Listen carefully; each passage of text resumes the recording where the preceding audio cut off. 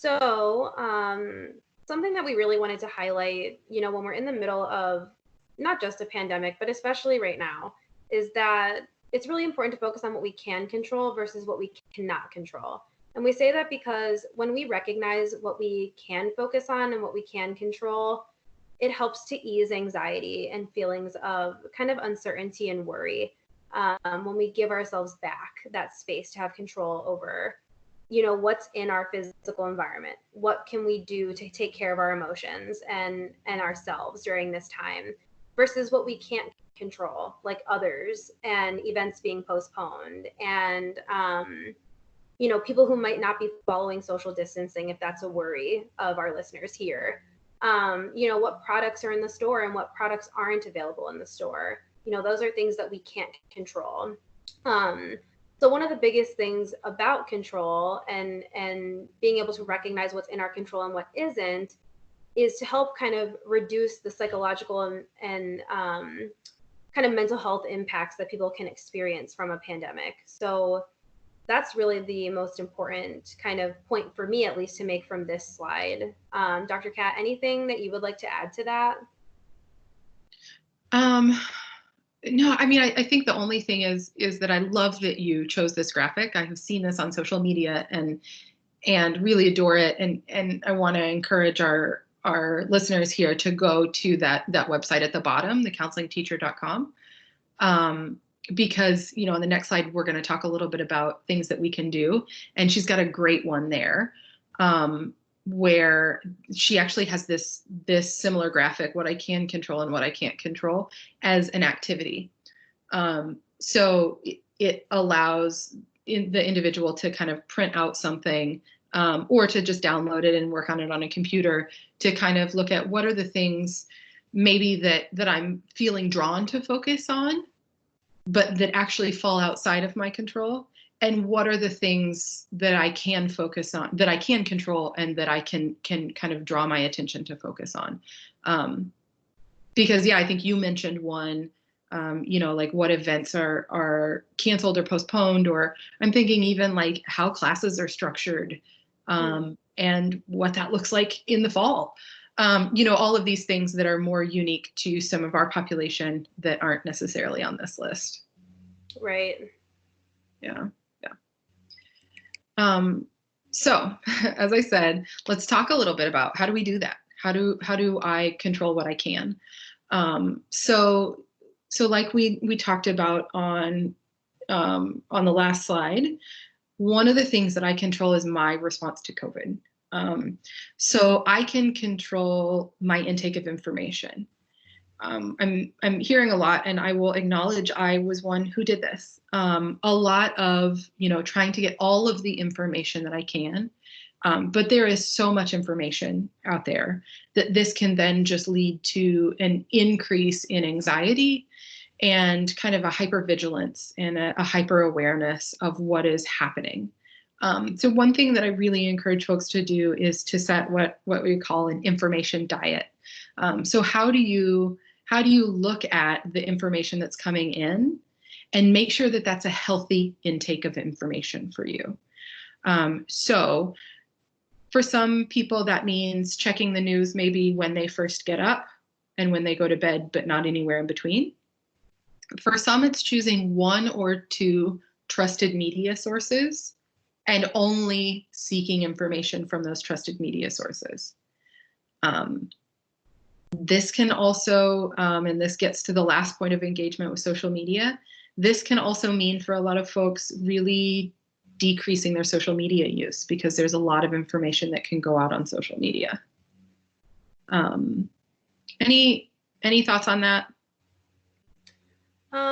Yeah, I think the biggest thing that I've been coming across is just kind of the selective intake of information. So I really appreciate the first point, and just kind of being mindful of how much information we actually have access to just as human beings in this environment, and especially through social media. I will say that I think I'm someone who really needed to limit my social media use when this all started, because there was just so much information, whether it was true or false. It was just very overwhelming. And so, especially with, working with population that we do work with college students, I think it's think it's really important to challenge ourselves at this time to reduce the amount of social media use if it is a distressing avenue of information, to kind of be in line with that selective intake of information and really check in with ourselves about, where do I feel the most anxiety from the news and the information, and can I and am I willing to, reduce that engagement with that platform?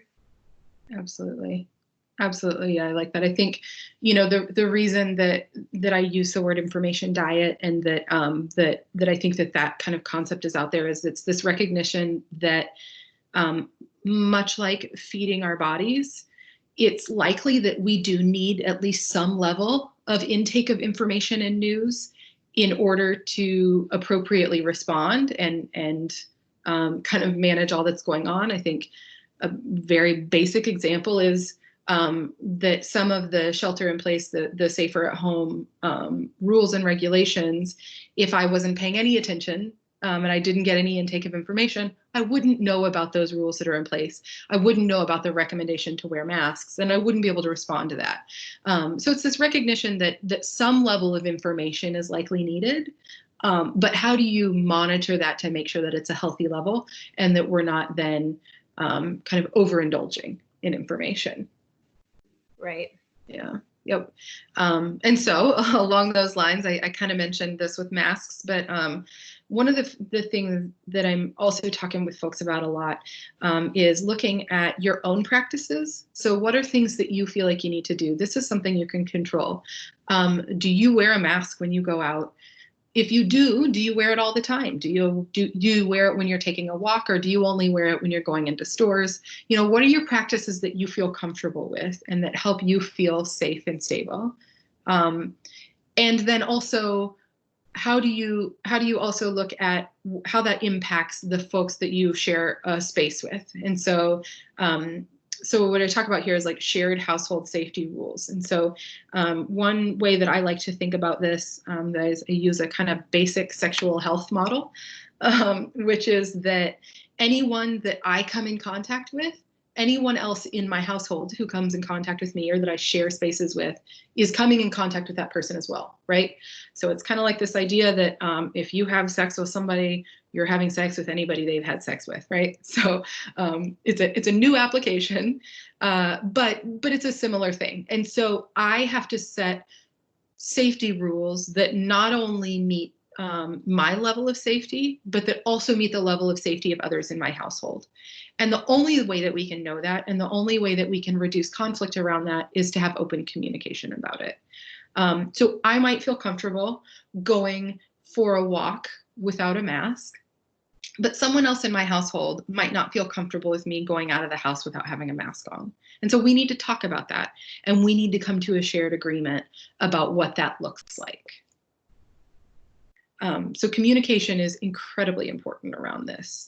Communication with anyone that is in your kind of circle of contact. Yeah. Other thoughts about how to control kind of your own response to COVID? I really appreciate the point about own practices, just what's on the list, what we have right now. I really appreciate how you related that back to my own practice is something that I can control. For me, as soon as I come back from taking my dogs for a walk, or, if my partner and I pick up groceries from curbside pickup, we come in and very much right away wash our hands. And that's been something that's been kind of a shared household safety rule, and also part of our own practices as individuals. And when you were saying that kind of falls most definitely within our control, our own practices, I think that's something that really stuck out to me, just coming off of our last, point and slide. I really appreciate you saying it in that way, that does fall under what I can control in response to this public health crisis and in response to my own health and well-being. Yeah.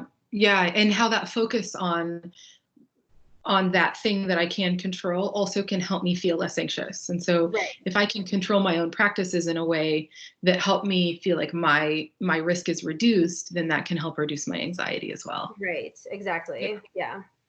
Yep. Yep. So on the other side here, we have, things that are maybe a little bit more like studying or school focused, and looking at how to control what I can. So what I'm hearing from students a lot a lot right now is how just disjointed and kind of out of control classes can feel. And something else that I'm hearing, and Dr. Mann, I don't know if you're hearing this as well, but I'm hearing a lot of frustration from people, and I'll share that this is the case for me as well, of I used to keep a schedule of X, Y, and Z, and I'm doing that same schedule, I'm just doing it in my home instead of at the library, and it's not working. Yeah.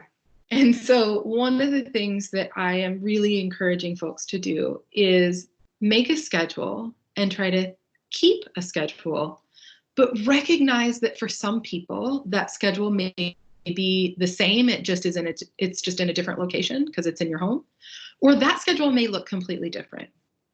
So you used to have an 8 a.m. class. That 8 a.m. class doesn't meet live anymore. You just have a bunch of homework to turn into or to turn in for that class. If you're not a morning person, don't make yourself get up and out of bed at 7 a.m. You don't have to do that for that 8 a.m. class anymore. And that's okay. Find a schedule that works for you. And don't be afraid to change it up and to try different practices so that you can find what fits for you. Again, this is a new situation. This is a new normal. The things that we used to do, they may not work for us now. And that is okay. But you can tweak that. You can adjust that to find a system that works for you. One thing that I am familiar with and encourage students to look into, if you're not familiar with it, is the Pomodoro method for studying. That one can be really helpful, especially as we are in spaces that maybe we don't leave the same room all day long. The Pomodoro method really breaks down studying into chunks. And I have had folks have some success with using that to help them kind of stay focused and find themselves able to be a little more productive and get done what they need to get done. Instead of this, I'm going to try to do this project and not take a break for a long time. Consistent with that is when you are working on your schedule, make sure you are scheduling time for fun. It is so important to be doing things that you enjoy right now, things that bring you joy, things that you find fun, whether that is a walk, whether that is an activity. I love to knit. I've been knitting a ton lately. Do something that is fun for you. Find a show on Netflix that you just want to really get super deep into. Maybe there's something that 5 seasons out and you haven't watched it at all. Find a time to prioritize that fun. Find a time to prioritize your virtual hangouts with your friends, or any of these things, cooking for yourself, things like that. Schedule that in. Don't just wait until you have time at the end of the day, because likely that is not the time that you have energy. So make sure you're saving some of your time and energy for this. Again, as I said, change it up if you're struggling. Get creative. Go back to the drawing board and recognize that just like the world around us is changing at a pretty rapid pace, your need to change your schedule may change at a really rapid pace as well. That is not uncommon, and that makes a lot of sense. Go with it. And like I said before, I think I gave the example of not making yourself get up at 7 a.m. if you're not a morning person. Work with yourself, not against yourself. So try not to give yourself a lot of these shoulds. I should be getting up and doing homework early in the morning. If you do your best work in the afternoon or the evening, do that work in the afternoon or evening. Really allow yourself to adjust to what works best for you, not as what you think you should be doing. And then lastly, and we'll talk about some different ways to do this, ask for help. Ask for help. We are here. Dr. Amanda and I both do clinical work in the counseling center. We have a whole host of other clinicians who do clinical work as well. We're working with students. You have advisors, you have professors, the Dean of Students Office, the student service orgs. All of these resources are here to help you. We just look a little different. We're all just working from our own spaces, just like you are. But allow yourself to ask for help. one of the main themes that I have heard from different student or from different campus organizations and entities and professors is that they want to help support their students, but they don't know what their students need. And that professors are feeling even more disconnected from their students because students aren't coming in front of them anymore and they can't kind of check in. And so ask for help, reach out, let people know what you need, and so that you can try to negotiate how you can get what you need. I just rambled for a long time, Dr. Amanda. What do you got for me? No, I think it was all great, and all very helpful for our students and anybody listening. I think the biggest point that you made on the kind of studying and school focus side that I really appreciate is kind of working with yourself and not against yourself. I think the scheduling ties very well into that. I always talk to clients about meeting yourself where you're at. And I think that point really gets to, checking in, like going back to our original point, checking in with yourself each day to recognize where you are at emotionally, physically, mentally, so that you can know if you need to change up your schedule or you can know if your schedule needs to stay consistent as it is and it's working right now. And so I think that point is very much important, just kind of working with yourself, not against yourself, by understanding where you're at and going from there. And giving yourself permission to be where you're at, I think is very important in order to make that realistic schedule and to make realistic changes to that schedule in order to work with yourself. And I just want to echo what you said about asking for help. I think there's a lot of entities across campus that are so very willing to help our students, obviously when we're on campus, and so very willing to help them right now and just kind of looking for what students need, including our office. So I'd like to encourage what Dr. Kat said, is asking for help if you need it. There's so many people across campus willing to help right now. Yeah, for sure. And I flipped on to the next slide as you're saying that because I think you really did a great segue, which is our next how to is how to use your resources. So what we have up here are some mental health focused resources. So the first section is if you have any sort of concern about imminent risk or immediate safety concerns, here are some resources for you to call. If you aren't familiar with the Rave Guardian app, I recommend that you download that. It's a pretty great resource. It can call if you're on campus, campus police. And so those are some good local resources for any sort of immediate concerns. Or if you just have other mental health needs that feel like they are really getting in your way and you don't know where to go, here are some great resources. The two that I am going to highlight are the University Counseling Services, the last one. That is our office. Give us a call. We are available by phone during business hours. We've got a lot of different resources for you. We are still doing our Let's Talk, which is our drop-in consultation service. We are just doing it that you drop in by the phone. So you can call and just request to talk to a mental health professional. Maybe you just have kind of a one-time question. You don't feel like you need ongoing services. Let's Talk is a great option for that. So give us a call. Or if you do want to get set up with a counselor, or you want some help finding services maybe local to where you are, if you aren't in the Milwaukee area, but you want to try to see someone in person, we have people who can help with all of that. So give us a call. The other resource that I just love, and they're doing some really great work right now, offering support kind of for everyone, is this crisis text line.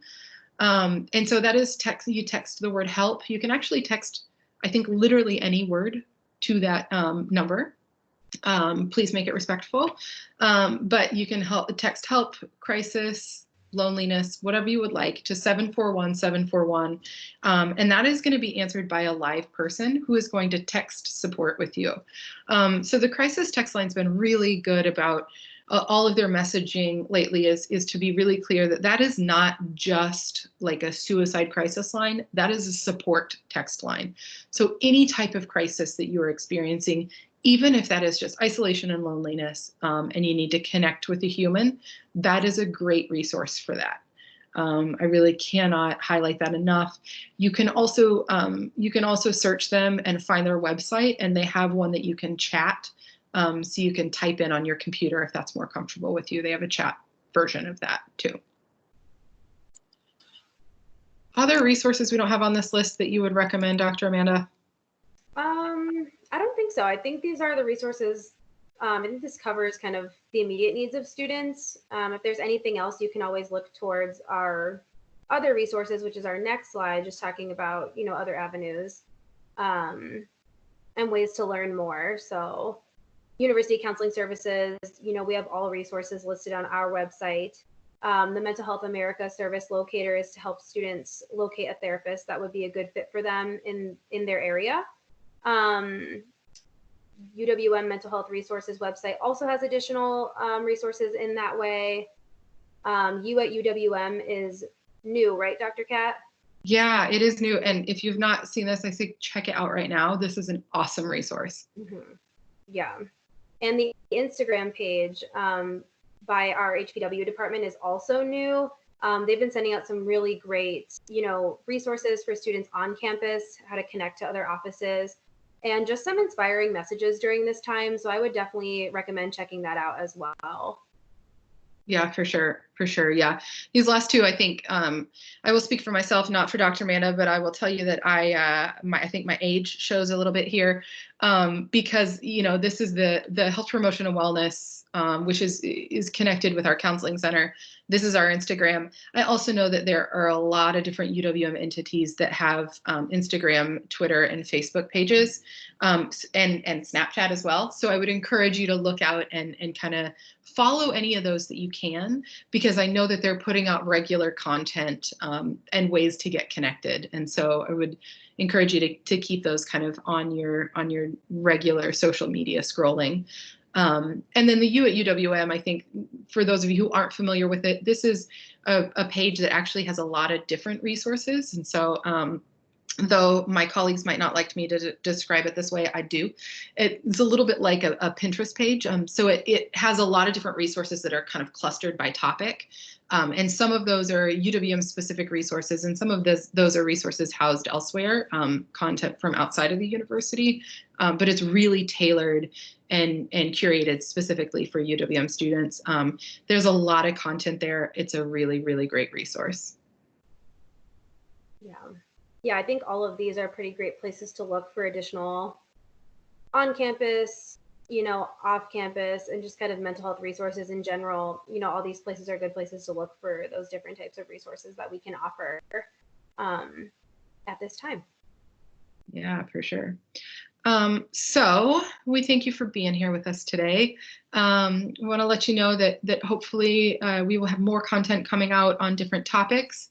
If you have specific topics you would like to see or things that you'd like to hear us talk about, reach out to us and let us know. Our website is up there, and so let us know what are the things that students are struggling with that you'd like to see some content around, or ways that we can help support you. Yeah, I think that's great. We hope that you learned a little bit about how to cope with COVID at this time, and we look forward to having you as listeners again, hopefully in the future. Yep. Thank you so much. Thanks.